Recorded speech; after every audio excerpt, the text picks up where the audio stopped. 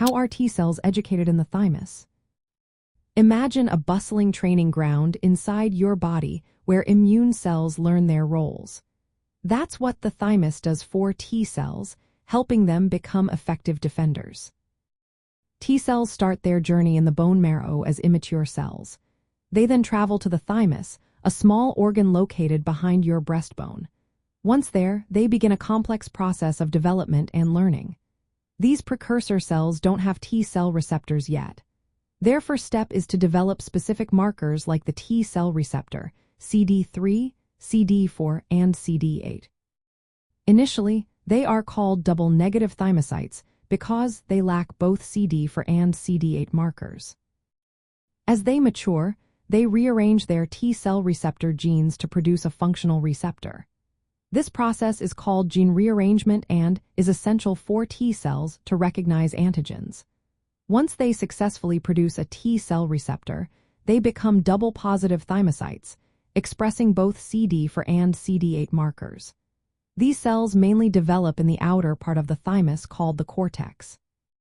Here, they multiply and interact with thymic epithelial cells, which help guide their development. The next step involves two key selection processes. The first is positive selection, which happens in the cortex. Double-positive thymocytes must recognize self-major histocompatibility complex molecules presented by cortical epithelial cells. If they bind moderately well, they survive.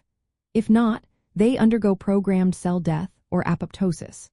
This step ensures T cells can recognize the body's own MHC molecules, which are vital for immune responses.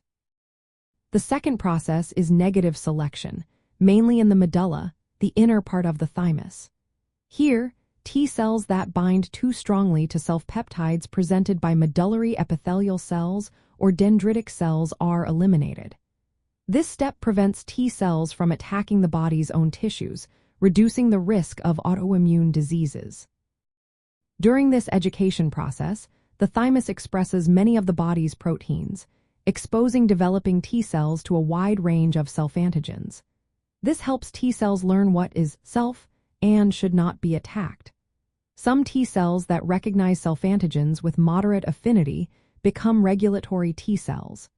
These special cells help keep the immune system balanced by suppressing excessive responses. Once they pass both positive and negative selection, the mature T cells, now called single positive cells, express either CD4 or CD8. They then leave the thymus and enter the bloodstream, ready to patrol the body for threats. In short, the thymus trains T cells by guiding their development through gene changes and surface markers, then testing their ability to recognize self-MHC without attacking the body. This process creates a balanced and effective T cell army that protects us from infections while avoiding harm to our own tissues.